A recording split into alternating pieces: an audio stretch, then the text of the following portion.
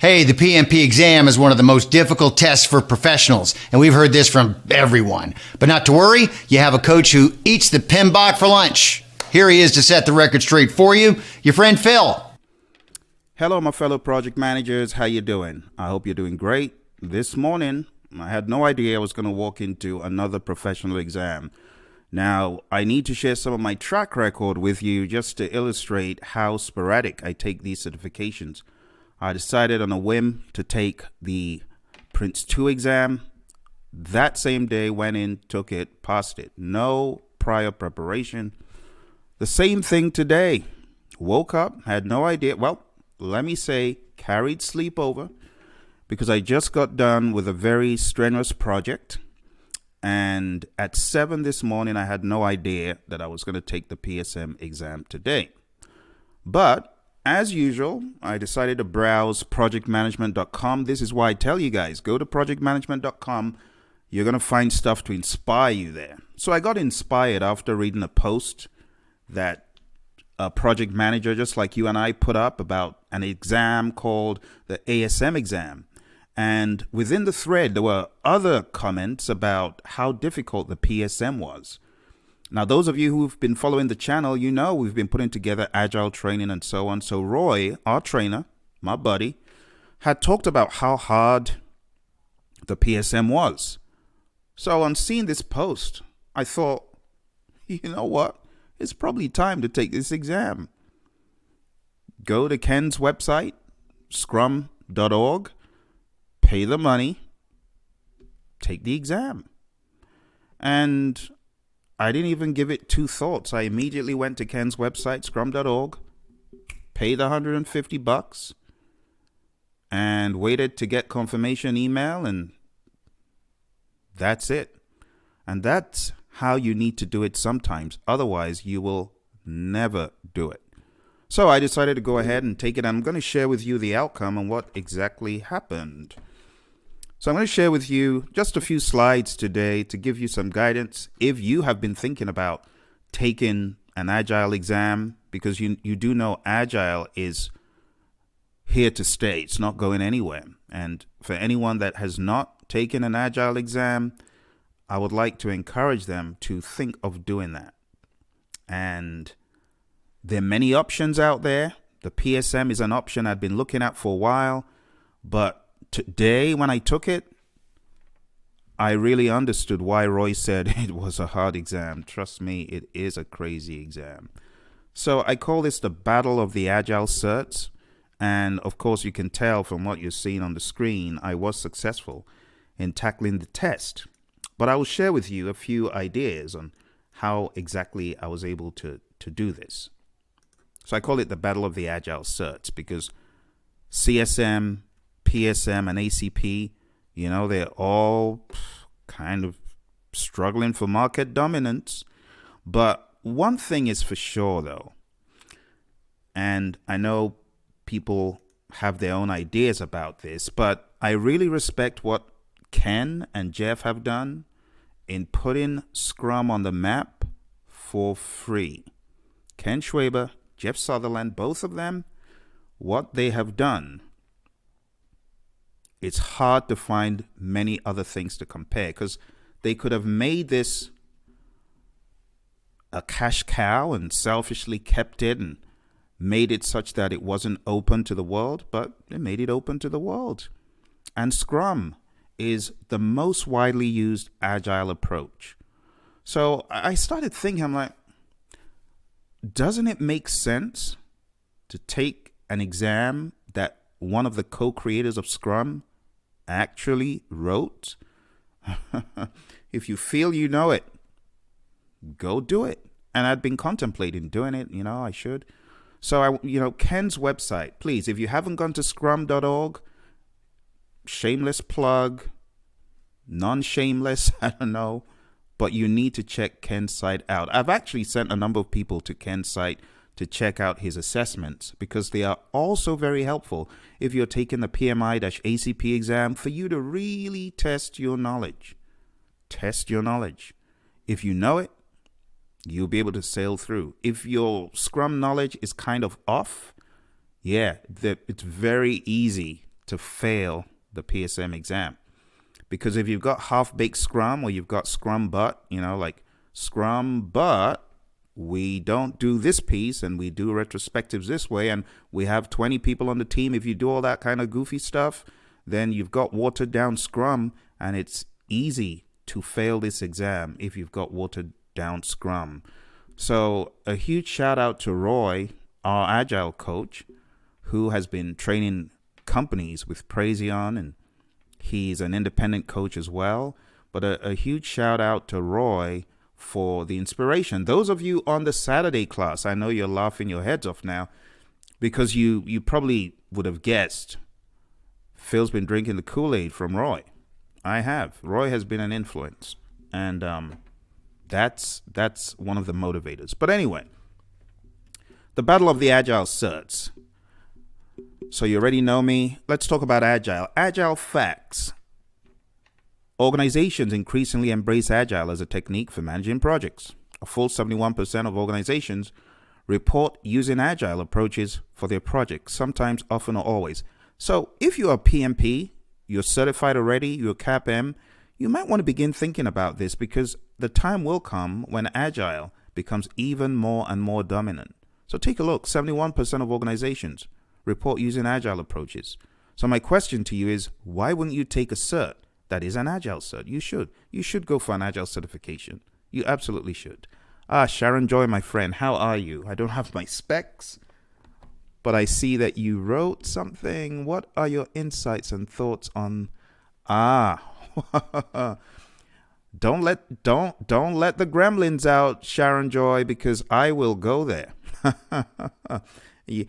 Roy has been trying to get me potty trained, not to be good, not to be crazy. But that question is a bottomless pit. I don't even want to go there this evening. That is something else. Nothing to be said. Nothing to be said, Sharon Joy. I don't want to go there. You might as well have asked me this, another trigger question. What do I think about dad? You don't want me to go there. All right, enough said. So, talking about Agile is a topic of growing importance in project management, with 71% of organizations now reporting that they use Agile approaches to their projects, sometimes or most frequently than in the past. In fact, over the past 12 months, 1 in 5 projects has used Agile approaches, whereas another 1 in 5 has used hybrid or blended approaches. And perhaps as significant is the percentage of projects that use something other than Agile, hybrid, or plan-driven approaches, which could be a further blend or customization of other approaches. So I'm showing you all of this to make a case for Agile. For those of you who you're right there on the brink, you want to take one of these exams. By the time we're done, I am going to tell you the exam that I think you should take first, and the one I think you should take next, and the one I think you should take last. And, of course, I will talk about those that you need to be aware of without explicitly mentioning them, but it will be very clear. And Sharon Joy is an initiator of such discussions here, it seems. Champions in Agile. Champions have a keen focus on using Agile approaches to projects. 55% versus 24% of underperformers. So think about it. When you talk about the top performers, we're talking about the champions having a keen focus on using Agile. The top performers, they use Agile. And the PMI mentioned a few organizations in this paper, and I've actually got a presentation of this on the channel, but I won't go into all the details about Teradyne today. But point 6 from that presentation, I wanted to bring this to your attention. Over a quarter of manufacturing organizations rely solely on Agile. My friend, you gotta study Agile. You gotta study the thing. Look, the PMI knew it was so important. They gave you this. They gave it to you. They didn't even ask you to buy it. Why did they give it to you? Because they know it's important. And that's the same thing that triggered me to get certified using, well, this is one of Ken's books. It's called Agile Project Management with Scrum. So Ken has a number of books, but his most notable work is, of course, the Scrum Guide. Have you guys read the Scrum Guide? You should. A few weeks ago on this channel, I actually put out the 3 episodes of the audio version of Scrum. Now, I haven't finished the project, but I have 3 episodes of me reading the Scrum Guide. Scrum is important. It is the most widely used Agile approach. A lot of people have tried to pirate it and bottle it as something else. Ken and Jeff are the people, my friends. They're the people. And that's why, let me cut to the chase. I don't work for Ken, okay? But you gotta give respect to who respect is due, right? So go to Ken's website, scrum.org. I mean, I know some of you are itching to jump off because you got things to do. So if nothing else, I just wanted to communicate to you. Go to scrum.org, okay? Go to Open Assessments and play with Agile Leadership Open and Scrum Open. Play with those two. So if you're going to take the ACP exam or any other exam, even the CSM, play with them. Just go in there. And I mean, this is stuff that I've done over the years. Go in there, hit start. The exam is very similar in the interface to this. And just go in there and play with it, you see. So in respect of the IP, I'm not going to show too much, but play with that. The next thing that I would advise you to do is to go to, let me put this in the chat for you guys. I want you to go there and play with some of these. Those of you taking the PMP exam, the same thing. You got to be familiar. I'm only teasing you, Sharon Joy. It's a valid question. Here's my 2 cents about what you asked. I don't believe in making things unnecessarily difficult because I come from that world anyway. I come from the world of difficulty. I believe in keeping things as simple as possible. But people do not believe in Scrum because it is too simple. You see, it's simple to understand. And because of that, people think it needs to be scaled in a particular way with complexity. This is my personal opinion, and I'm free to my opinion. Everyone is free to theirs. But I believe in keeping things as intact as possible. And I just think that a lot of these so-called additional layers of framework on top of Scrum, I think it is not doing Scrum justice. It then becomes, are you ready for this? Waterfall in disguise. That's what it becomes. Let's be honest. A lot of firms are still in the throes of waterfall and they think they're agile. No, they're not. Who are they fooling? There's no self-organized team. And where they say the team is self-organized, there's a layer of draconian rule over them. There's ridiculous amounts of structure. So, you see, this is why I didn't want to get into this, because it's one of those topics I'm quite passionate about.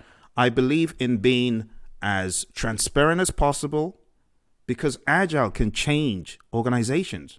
Like right now, there are organizations that we're affiliated with, Roy and I, and we are not forcing these additional layers of, structure. Let's lock you in and scale it up to.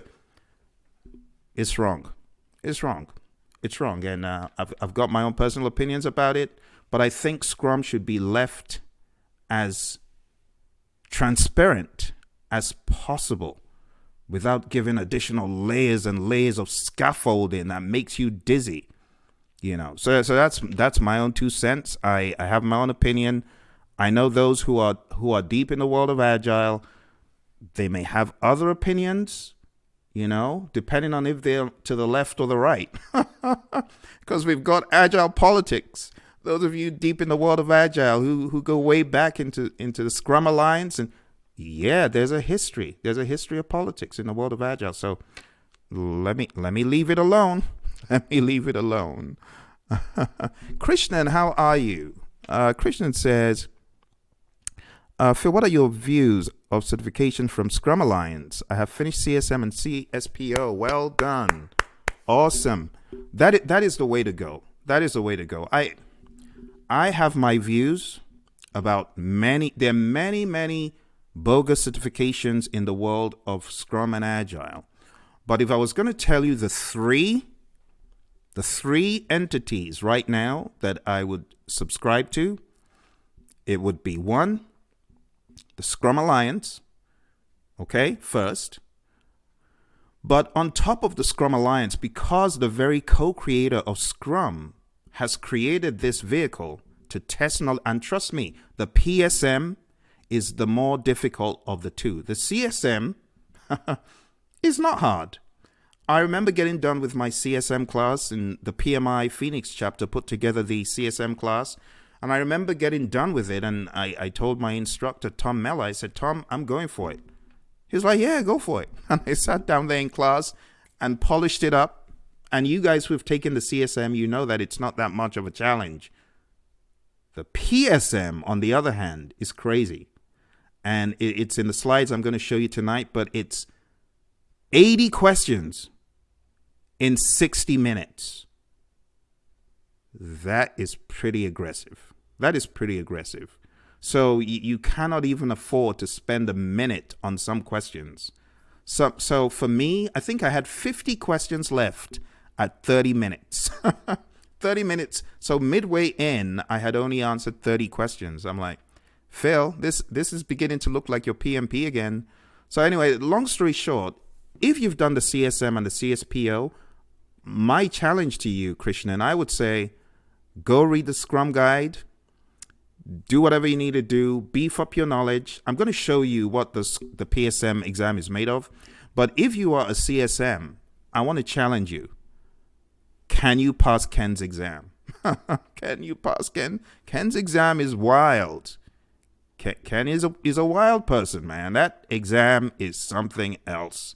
I mean, and the other thing about the exam is it's not just select one for every question. Some of the questions are multiple choice, 2 choices. I believe I even saw one that had 3 choices. So if you're off by just an inch, you could end up getting those wrong. And the passing score for this PSM test is 85%. 85%. It's a hard exam, man, I tell you. So Krishnan, I would say go play with that.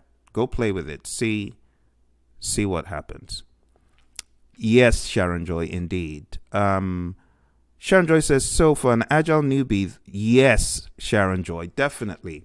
So for you, I would recommend the CSM exam first. Now, the reason why I recommend the CSM, let's just call it certification, even though there's an exam with it. But the thing I like about the CSM is that it gives you a very reliable, solid, tested and tried framework for learning, not just Scrum, but Agile. So when I went to my CSM training, my trainer, Tom Mellor, he took us through the entire landscape of Agile, and then we honed into Scrum and we did practical exercises. We did a product backlog, we did scoring, we did estimates, we did the whole 9 yards of Scrum right there in the class. So, you know, we did some mock-up ceremonies. We even did a ceremony at the end to present our certifications to us. So we drank the Kool-Aid of Scrum. And that's what I like about the CSM, okay? The ACP, on the other hand, you want to wait for what I've got to say about that. So let's go back to what I was saying. So I was telling you guys, you need to go to Ken's site, and I was about to type in Ken's, the link. And did I do it? Yes, I did. Okay. Please go to Ken's site. And the other site that you guys need to go to is scrumguides.org. Let me put it in here so that you guys can go visit it. Scrumguides.org. And when you go to scrumguides.org, you'll be able to download the Scrum Guide. It's free, totally free. Totally free. You know, I know you guys can relate because many organizations would have made this a cash cow and they would not have let any other person train it. They would have said, we're going to sue you. But, you know, other people have really tried to capitalize. And I can see Ken's frustration and Jeff's frustration about freeloaders of this thing trying to make a mint out of what has been given to the world for free, And that is why I continue to promote scrum.org and Ken and Jeff and what they've done, because it shows that they really just want to help. They really just want to help the world. So anyway, enough said. So go there and then go to the other one, this one. Go to scrumguides.org. It's free. Just click on it. Read the official Scrum Guide online. You can read it online or you can download it. Okay? And these are the co-creators of Scrum. A lot of people don't know. You hear Scrum, and then you see all sorts of certifications. These are the co-creators. These are the gentlemen. These are the people, So please visit and go to scrum.org and take the open assessment, like I said. All right. Okay, so let me show you the rest of my presentation, and then we'll take questions at the end. Okay. So I said over a quarter of manufacturing organizations rely solely on Agile. That is a very huge number, big statistic. And my Agile journey actually started in around May 2005. I worked for an IT firm out here in Arizona, and we were dabbling into Agile somewhat. We're using a few Agile methods. We're using a little bit of RAD and JAD, which at the time were not really given a label of an Agile-oriented way of thinking. As far as I knew, I just knew them as RAD and JAD. But as I began going deeper into the world of project management, like June that same year, I got my PMP, and then I started hearing about the distinction between Agile and waterfall and all that stuff, and the world of Agile became more prominent. So in 2012, thereabouts, I took the CSM course that the PMI Phoenix chapter put together. I got CSM certified, and then the noise of Agile just continued. And I believe it was 2017, I decided to go ahead. Actually, 2016, I decided to go ahead and take the ACP. But on submitting my ACP application, the PMI said, well, all of this stuff you're describing, it just sounds like you're a coder or you're a tester or you're on an Agile team, but you're not necessarily managing an Agile project. So for those of you that want to go for the ACP, you got to look out. Coding and testing and writing test scripts, that is not managing an Agile project. And no matter how agile your project is, if you're not managing it, you're not managing it. So it really didn't occur to me what the PMI was looking for in the application. I realized, they really want to know that you were not just a team member, but you manage the Agile project. So I got my application right. I worked on a project with a firm that was very Agile, and the sprints were every 2 weeks, thereabouts. And from that, I got my hours, because what I used at first, that had expired anyway. So I ended up getting my PMI ACP back in 2017. And today, I ended up going for the PSM. I went to projectmanagement.com, and there was a string there. And one of our colleagues has started a string about the ASM, and the ASM is from Exin. And I was reading through, and someone said, the PSM is hard. It's harder than the ACP and harder than the CSM. So, I thought, what? I'm going to take up this challenge. So about 3 hours ago, after reading that string, as soon as I got done reading it, I went to Ken's site, paid the money, jumped on the thing, got all my details, and went in. And I thought, well, how bad could it be? That how bad could it be? I said, I've got one of Ken's books. I've got the Agile practice guide. I've got one of our friend Mike Cohn. Many of you know Mike Cohn and his famous Agile breakdown. I said, I've got Mike's book, and I've got Agile retrospectives, and I've got a bunch of Agile books, other books. And I thought, what? How bad could it be? How bad could it be? Little did I know what was waiting for me. It was a violent exam, I tell you, because by the time you're taking a test where you're crawling along in one question a minute, there's no way you're going to pass it. When you're at minute 30, it's a 60-minute exam, you're at minute 30 and you've only done 30 questions. That sounds like failure to me. So long story short, my friends, I ended up going through 50 questions in 30 minutes and ended up passing the exam. So now I'm CSM certified, I am PSM certified, and I'm ACP certified. So I've got the three of the top Agile certification in the world that people typically ask for in job searches. So what do I suggest? If you are thinking of taking this exam, be aware that the assessment is difficult. Preparation is required to achieve a passing score. Now, the preparation I took is from agileprinciple.com. We put together training for our students, but I was a co-trainer. I was not the main trainer. And because I was a co-trainer, I had the luxury of really drinking the Kool-Aid, really drinking the Kool-Aid that Roy, my Agile buddy, my coach, we've done contracts and stuff together, but I had the option of listening to Roy from a student perspective.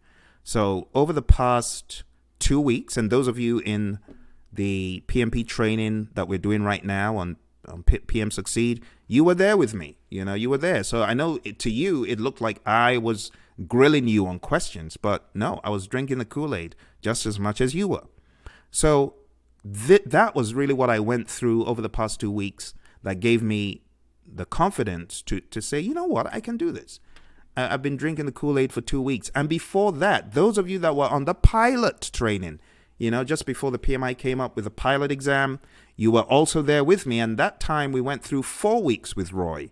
So over the past 6-7 weeks, I've been hearing Roy continuously and drinking the Kool-Aid, because trust me, it is very difficult when you train a subject matter that leans towards the predictive world. It sometimes is difficult. It could be difficult. And you really need to give your brain a scrub before you go into an Agile exam, such as the PSM, because it takes no prisoners. It holds no bars. So it's a difficult assessment. I have to tell you that. It's very, very, very difficult. I don't think anyone who has just come out of the CSM and trying to go into this, I wouldn't recommend it as a good idea just immediately. Reading the Scrum Guide and taking the open assessments on Ken's site, that is not enough preparation. And the content that they recommend that you review, they ask you to do the assessments, and I'm going to show you, this is how it's broken down. Let me just go here really quick.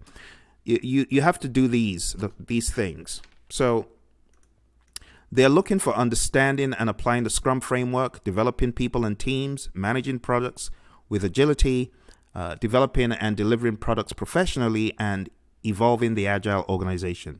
That's pretty much what the subject matter is made of. And under each of these, you can see it's broken down further. So under understanding and applying the Scrum framework, empiricism, Scrum values, roles, events, artifacts, the definition of done, and scaling. Under developing people and teams, they will test you to the ends of the earth on self-organizing teams, facilitation, leadership styles, coaching and mentoring and teaching. And I can tell you that if one has not drunk the Kool-Aid fully, like from the Scrum Guide, it is going to be very hard for you to decipher what is the right answer, because there are many that sound so right from the predictive world. There's some that sound kind, and there's some that don't sound kind, but they are the right answer. And I also noticed that tiny little words in the questions could easily throw you off. Tiny little words, and you got to look out for those words. Managing products with agility, forecasting and release planning. There were some real tricky ones there. Product vision, product value, the backlog management. My goodness, vicious questions on that. Business strategy, mild questions on that. Stakeholders and customers. Yep, they will test you. And because they know many of us have a predictive slant, many of us, then there are questions there. From a predictive point of view, they sound right, but from an Agile point of view, they're downright wrong. Developing and delivering products professionally, emergent software development, managing technical risk, continuous quality. I'll just say the importance of the sprint and the importance of the daily scrum. They will test you on those. Continuous quality, continuous integration, continuous delivery, optimizing flow. Yep. A number of the questions there were very tricky. And evolving the Agile organization, organizational design and culture, portfolio planning, and evidence-based management. All this stuff is what I experienced. And I tell you, it's not an easy test. It's not an easy test. So people say, Phill, but why do you go ahead and take all these Agile certs? Well, it's all about relevance. As a project manager, you have to be relevant. Don't just rest on your laurels if you're a PMP. The PMP is great. And, the PMI know that things are beginning to change. The landscape has changed. And if you cannot demonstrate some sort of Agile awareness or prowess, it could hurt you in the firm, especially when you're asked to manage projects using a hybrid approach. If you don't understand how to hybridize the world of predictive and the world of Agile, you're at a loss. So why not just make it official? If we were all going for an interview and we both had PMP, but you had, let's say, a CSM or a PSM or an ACP, and I didn't, you'd probably be able to outdo me on the interview. If we were apples to apples equal in everything else but Agile, you would get that job. I wouldn't. Also, continuous improvement, similar to the Pdca Cycle. For me, I am challenging myself more than ever before. Being here in this ridiculous pandemic epidemic and being on lockdown, it's just made me want to improve myself more and use the time wisely. So, this afternoon when this challenge came up, I just jumped on it because it is so important to add value to yourself and to improve continuously. And it's part of the journey. It's part of the journey. It's all part of the journey. Also, part of my personal reason for taking this is out of the respect and admiration I have for Ken and Jeff. And I thought, I want to be part of what these guys have done and what they're doing on a greater level. So I took up the challenge of reading the Scrum Guide, but I took up the challenge of taking this really vicious exam. And, I always tell you guys, you need to go get a Scrum or an Agile certification and so on. And I had started telling people, you might want to go look at the PSM. And I thought, look, Phill, you need to do the exam. You can't just tell people to do what you've not done. So it was a nice little challenge. And I believe Anthony is the name of our colleague who put out that post. So Anthony, thank you very much for the inspiration. Little did you know that you would inspire someone to take an exam just by reading that blog, just reading that thing. In fact, I can show you guys, because I want you guys to maximize the tools that PMI has put in place for us. So, this was a massive inspiration tool for me. This is really what caused me to get certified today. So I actually did give him a shout out on the board, but I don't think my comments have gone there just yet. But I'll show you guys where I went on projectmanagement.com today. So take a look. So I went over here. I went to community. I went to discussions. Did I go to Certification Central? Yes, I did. Oh, it's Andrew, not Anthony. I beg your pardon. It's Andrew. So Andrew put up this post, and I clicked on it, and he was talking about an XIN Agile Scrum Master exam. And if you read through the thread, people were talking about the PSM, see, and it occurred quite a number of times, and PSM1 and PSM2 and PSM3, and I thought, you know what, I should actually do it. I put a comment here. I don't know if my comment has appeared. Not yet. Oh, maybe it has on page 3. Okay, so there's my comment. I put that comment there. The moment I got done with the exam, I said, I got to let Andrew know that this was very kind of him. So I went in there and put the comment up. So it's amazing how you can inspire people by being connected to the community And that's why I say projectmanagement.com. Go there. I've been singing the song, go there, go there. Connect with your fellow project managers. And I'm so glad I did that today, because if I didn't, I would not be a PSM right now. I wouldn't. It was this post that inspired me. And the two other guys on this, there was Conrad and there was William, and they were talking specifically about the PSM. And I thought, Roy has been talking about the PSM. Do it, Phill. Don't even think a minute, And I just did it. You got to go with your gut. The same thing when I was taking the exam. I got to the end. I had about 5 minutes left. I'm like, should I go back and change stuff? And I just heard that voice in my head. End it, Phill. You've passed. Get up. Don't spoil it. And I'm glad I didn't. So, my friends, that pretty much is my story and my journey regarding how I got to this place today of success on the PSM exam. And if you have any specific questions for me, I would really like to answer them for you. Anyone got any questions about the PSM or the ACP or the PMP or anything else? I can tell you, in economies of scale or difficulty, PSM is definitely more difficult. In my opinion, PSM is more difficult than the ACP. Take it or leave it. It's more difficult. So, PSM, ACP, CSM in order of difficulty. And let's see, I think I saw a question here. Hey, Mohanad, how are you? Why didn't I continue in civil engineering? Well, I didn't continue in civil because I realized that what gave me pleasure was really more of project management and interacting with people. And I hated being on the site, to be honest. I didn't like being on the work site. And I didn't want to be a cop-out, of meant to be on the site, but I'm loafing, doing something else. And I liked flexibility on the job. So the moment I started working at Citigroup, Citibank, Salmon Smith Barney, and a few other companies in the UK, I thought, this is it.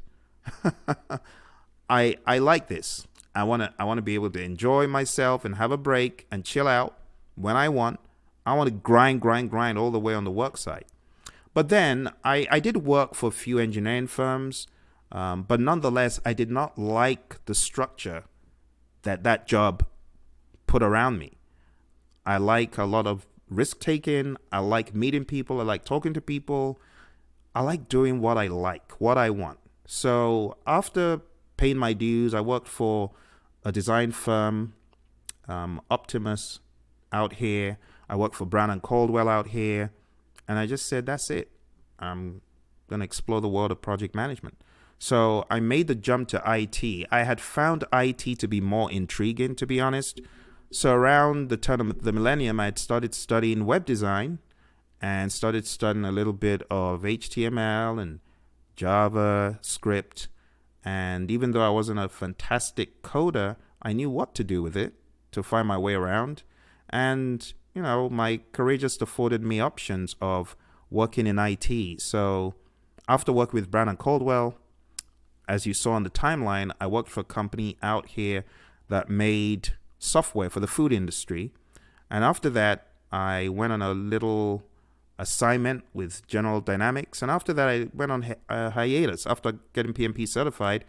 But after that, I found myself back in kind of the world of engineering, but doing more project controls for Honeywell. And then I found myself back in IT at Honeywell. And after that, I found myself in IT at Motorola. And then I found myself in IT in US Airways. And then I found myself still in IT in a gaming company doing video games. And then that went bust. And then when that went bust, the only way out was to reinvent myself. And I talk about this on some other webinars, but that's when I started teaching, nothing but teaching, and the occasional project here and there. So I started teaching PMP fully, and then leadership, communications, and other topics. So Mohammed, is a great question, but sometimes you just got to follow your heart. And if you're not happy in a place, if it's not bringing you the satisfaction you want, you just got to do what you got to do. You got to look for a way out. and the moment project management, the PMP, the moment my mentor Mary Hirschner said, Phill, you would make a great PMP. The moment she said that, I'm like, tell me more. and I can plug in and play, because I've gone back and trained the likes of NASA. I've gone back and trained the likes of the Department of Transport, So I've gone back to my roots in some way, still in the world of engineering, to help my fellow engineers. I trained the Society of Hispanic Professional Engineers quite a lot. And yeah, it's always a pleasure to meet a fellow engineer. But once an engineer, you never really do leave that, right? So it's always lurking in the background, ready to jump out. And I put it to good use. I've also done temp work for some companies in engineering that work for the government in doing schedules. So, very good question, Mohammed. Sharon Joy says, could you please share the list of those 4 books? Absolutely. So these books, they were kind of, after a little bit of studying around and looking around, I decided I would, first of all, Mike Cohn. I like what Mike does. He's a solid guy. So I decided to get this book, and it's Succeeding with Agile by Mike Cohn. And then, because I admire Ken so much, I was wondering, which book should I get from Ken that I can actually digest easily? And this is a very pragmatic, hands-on, very, very, very, very simple to understand book. It's called Agile Project Management with Scrum. And it's by Ken Schwaber, as you can see. And then the last book, which was recommended to me by Roy, my Agile trainer, is Agile Retrospectives, Making Good Teams Great. It's by Esther Derby and Diana Larson. And Roy sings this book's praise like no man's business. So I decided to get it. And another reason why I got it, Roy and I, we've had discussions about how retrospectives in the world of Agile, they sound like they're lessons learned, but they're really not completely lessons learned. I don't want to go into all the details, but there's some traits of the retrospective that a lessons learned does not have. And it has more to do with the team and the inner circle of the team. And what happens in Vegas stays in Vegas. So I found that interesting when Roy was really describing to me what the lessons learned looks like versus what the retrospective looks like. So that's another book. And of course, the 4th book is none other than your friendly neighborhood Agile Practice Guide. And Roy and I have talked about writing a book. That may come in years to come. The World of the Hybrid Project Manager. Stay tuned. So that's that. Let's see which other questions came in.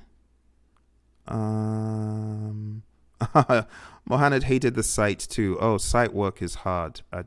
It's hard, and I don't even want to go there. Is there strategic business management topics in ITIL credential? So I took version 2 of ITIL, Mohammed. When I took it, there was nothing like that. So I don't know which version they are on now. But for me, it was really just service delivery and service support. That's what ITIL was when I took it. But it might have changed. For ITIL, Mohammed, I would say don't overthink it. Do what I did. Get ready for a few days and go in and take it. I'm sure you'll do well because you've been for training in it. So don't overthink it. The same way, we in the world of the PMI, we usually prepare for months and months and months and months. Yeah, the stakes are not as high in ITIL and PSM as they are in the world of PMI. All right. You're telling your boss? Very good. Oh, ITIL version 4. Yeah. So I got really fed up with the changes in ITIL because I had developed a course and I was actually training it. And if you go back to the old 2007, 2008 videos that I have on YouTube, you'll see a few of them were ITIL. But as soon as I had spent so much time developing this course, they changed to version 3 and it was significantly different. I just thought, I've had enough. I'm not going to teach ITIL anymore. So I left ITIL. I was still working in IT at the time. But then when I started training PMP, it was just too much because PMI ended up changing the PMP so significantly as a result of the PMBOK guide changing. So, but anyway, I wanted to show you, for those of you who are curious about what to do, let me share with you a little map. Let's develop a map here. I want to develop a map to illustrate to you what you should do as far as certifications go. So let me draw out a quick little map for you. Those of you who are thinking, what should I do? Which certification should I take? I will show you.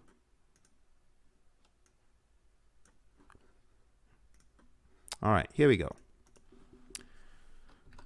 The battle of the Agile certs.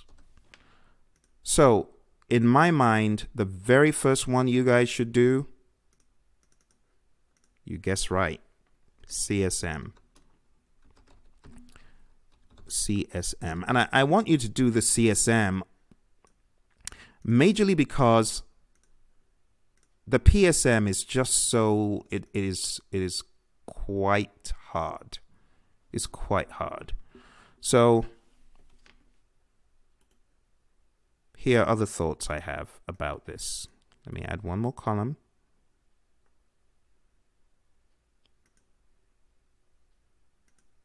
Okay. So this is my perspective. Okay. Well, let's just talk about value and immediate value. Immediate value. Immediate value. CSM, ACP, PSM. I'm going to give them grades in my head. I would say this is 1. I would say this is a 2 only because of PMI's size, and I'll put this at a 3. As far as demonstration of, I'll just say pragmatism. In other words, if you go for an interview, how pragmatic are these certifications to someone interviewing that really knows? I would say CSM again is first in terms of pragmatism, but I would put PSM at number 2 only because of its difficulty. You really need to know the methodologies, or I should say the framework and the principles. The principles and the practices of Agile. I'll put this at a number 3. Okay. In terms of ease to get, again, the CSM is very easy to get. I'll put that at a 1, 2, and a 3. I can now understand, I thought, come on, how hard can an exam be? Until I took it, then I knew the PSM is difficult. So, that's my perspective on that one. And as far as price, this is where the tables are turned. Price. PSM is the cheapest, followed by the ACP, and followed by the CSM.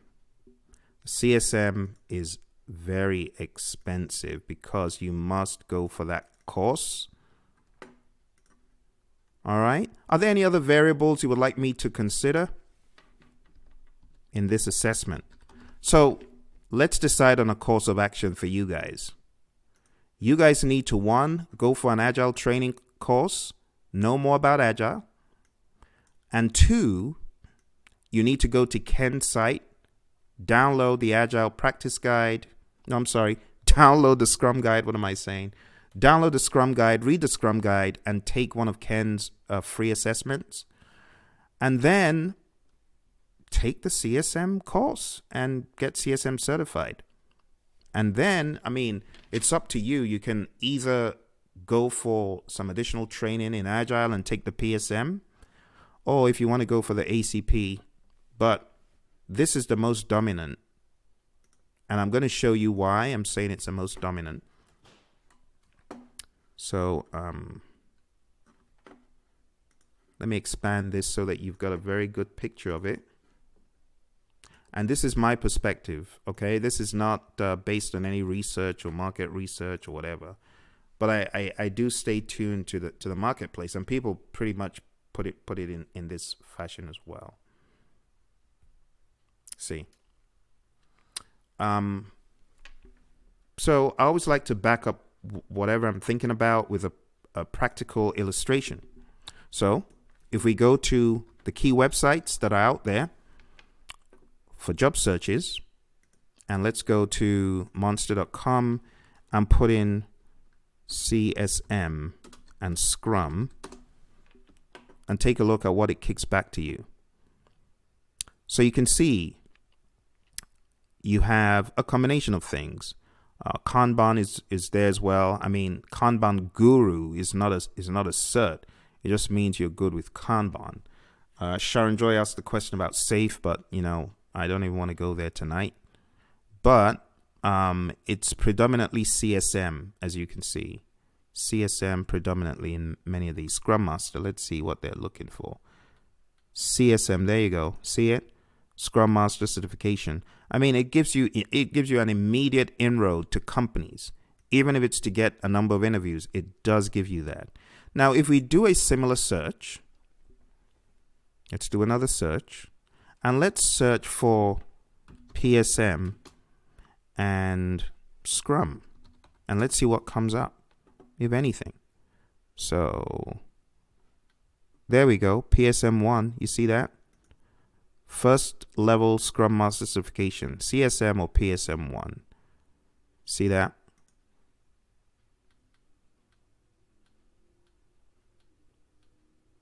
CSM mentioned here. It takes some digging to find the PSM, but the CSM always comes to the surface very quick. Oh, there we go. Professional Scrum Master. See that? So this is recognized. The PSM is recognized. And let's go to ACP. Let's do PMI ACP or ACP. ACP. Let's see if it brings anything back. I may have to revise that chart. Sorry, PMI. I think you might be coming number 3 at this point. Okay, so it has PMP and CSM, no PSM. Let me put this in inverted commas. I might be revising that table, to be honest. I know.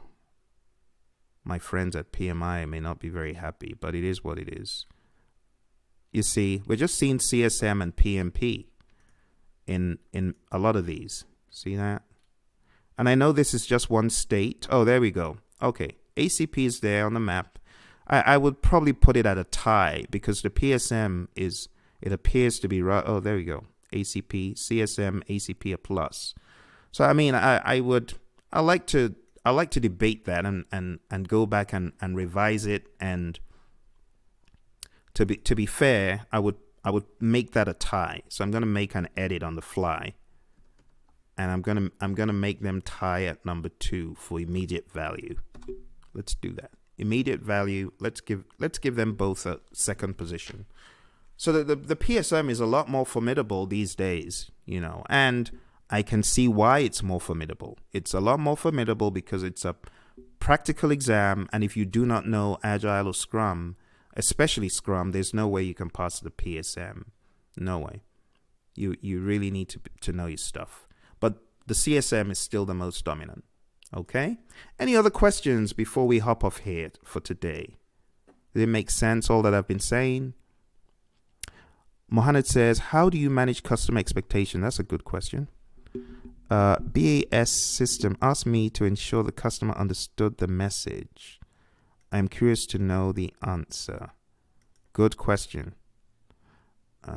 Krishnan says, I have scheduled the ACE. Nice, Krishnan. Very good. Then PSM. Very good. Very, very good. Awesome. Well done. Good on you. Good on you. That's the way to do it. You got to keep developing yourself. So let's talk about Mohaned's question, which is, I mean, it's also something that you can use in the world of Scrum or Agile. So if I was asking the question, how does the customer know? How do you manage customer expectations? Good. And the first question here is, you're welcome, Sharon Joy. The question here is to ensure the customer understood the message. Very good. So I want to take you back to the practical world of this, Mohaned, which you already know. You already know this. So let's use a framework that you already know. And I'm just going to draw it on the screen. So you do remember, Mohaned, from our studying for the PMP or PMBOK dogma. You know how this thing is when you're communicating, right? You got the sender-receiver model. And using the sender-receiver model, my question to you is, how do you know that the message actually got there? And you know what the answer is?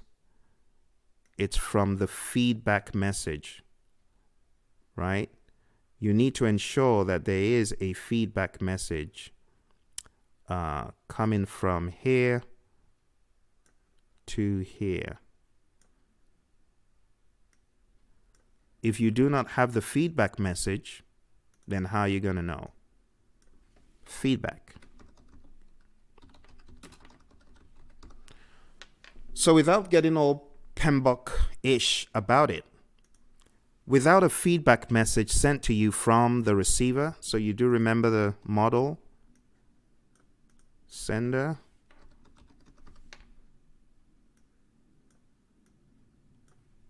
and receiver,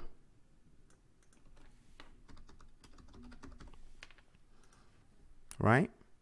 So going back to the question again,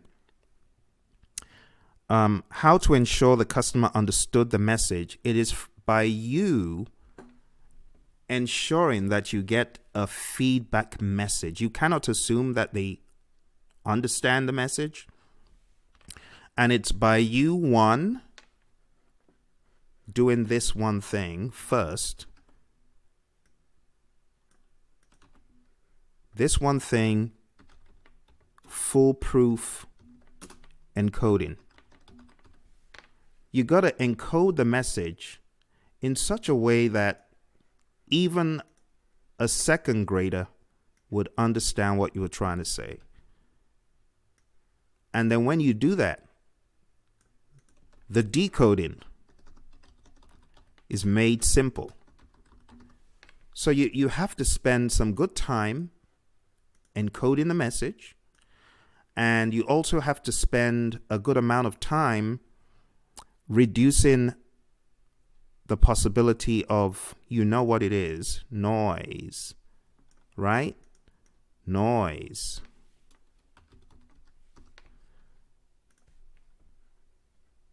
You got to take away the noise factor.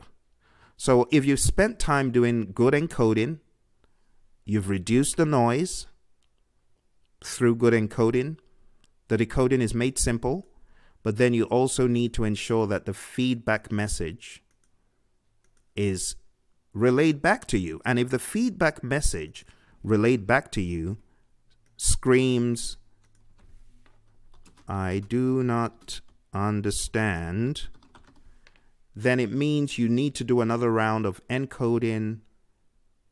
See?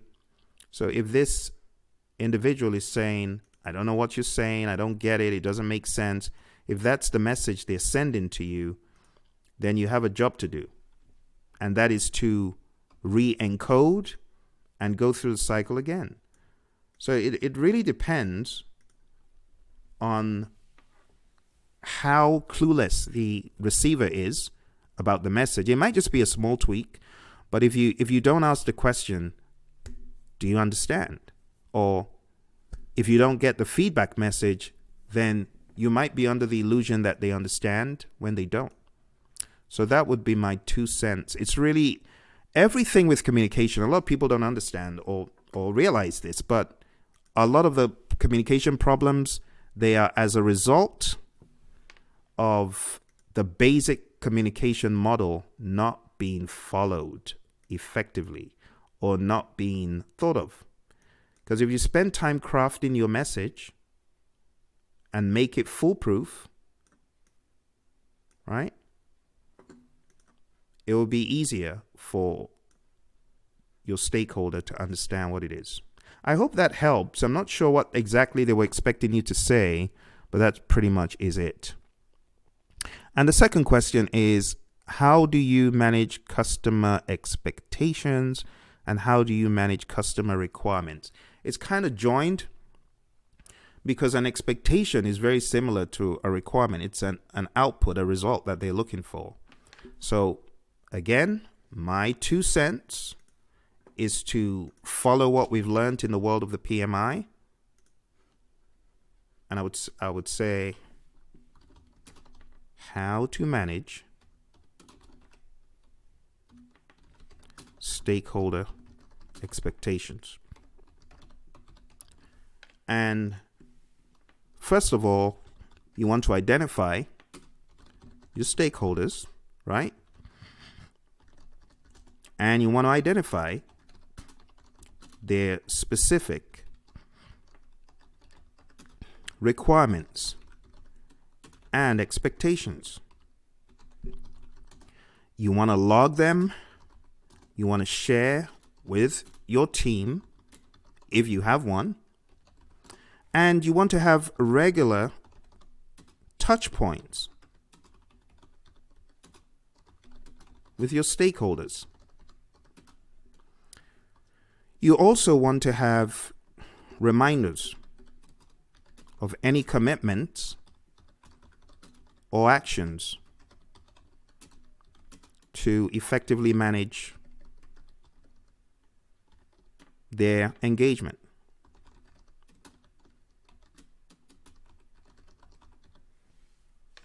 And more than anything else, constant communication.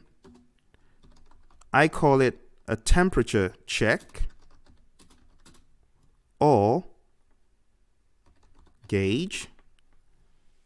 You want to have a temperature check or gauge. And you also want to think about the Pdca cycle, which majority of the PMBOK guide, let's be honest, majority of the PMBOK guide is really tailored around PDCA, the Pdca cycle. You got something in planning, then you got something in executing, and then monitoring and controlling takes care of it. If you're going off, then you got to go back to tweak something in monitoring and controlling. So if I were you and they were asking me questions like that, I would touch on them using some of these PMBOK isms. That is how I would have answered them. Okay, is that what you told them? I bet you did. Well done. Okay, well, I hope that makes sense. And in closing, I'll just say for you guys that are thinking of getting an Agile certification, I would say based on what I know now, based on our little journey together, because trust me, I mean, I do things very sporadically. So this was not planned. I did not plan to take the exam, let alone come on and tell you about it. But I'll just say, take the CSM, take the PSM, and if you want to take the ACP, go ahead and do it. But just from this little meeting we've had and this little research I did, I realized that the PSM is more predominant than I thought. You know, it's like that thing when you buy a vehicle and you buy a vehicle of a particular make and then you see it everywhere. So now that I'm PSM certified, as well as CSM, I mean, I'd seen the CSM everywhere, but I hadn't seen the PSM as prominently as I just saw it today, just going on Monster with you guys and looking around. So if you're thinking of doing something, do it now. Put it on your calendar. Decide to do it. The website for where Roy and I did this training, I can actually share that with you. But the training that I attended is over. But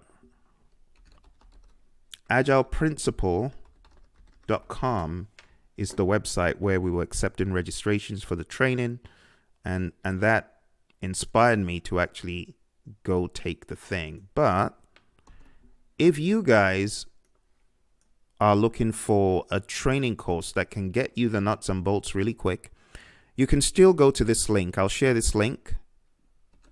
It's on Vimeo, and it has a recording of the class that Roy and I conducted that inspired me. And here we go. Okay. So Mohammed, send me an email. Let me know whatever they say, whatever they said, and we can take it from there. But good to see you, and thanks for joining. And to all my friends who joined, go for Agile. I tell you, go Agile, go Agile, go Agile. Do it. You need more Agile. You need more awareness. We need more hybridization. We need people keeping it Phill, keeping Scrum and Agile. And even if you're doing a hybrid, stay as true as you can. The PMI in the Agile Practice Guide, they show you how to hybridize. And that's one of the really good uses of this book. It gives you a few models. Let me call out the pages here. A few hybridization thoughts. And, instead of looking at it like, it's either Agile or predictive, just look at it as a blend. That's on page 14, where you can begin to think of these things as a blend.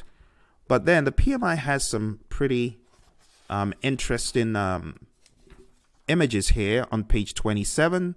So it gives you an idea of how you can implement a combined approach. That's page 27 and page 28. And it is possible for you to still keep Scrum as pure as possible. Keep whatever method you're using as pure as possible, but then you can blend them. You can blend them in ways talked about in there. All right. Thank you very much, my friends. Appreciate your support, and I'll see you soon. Bye for now.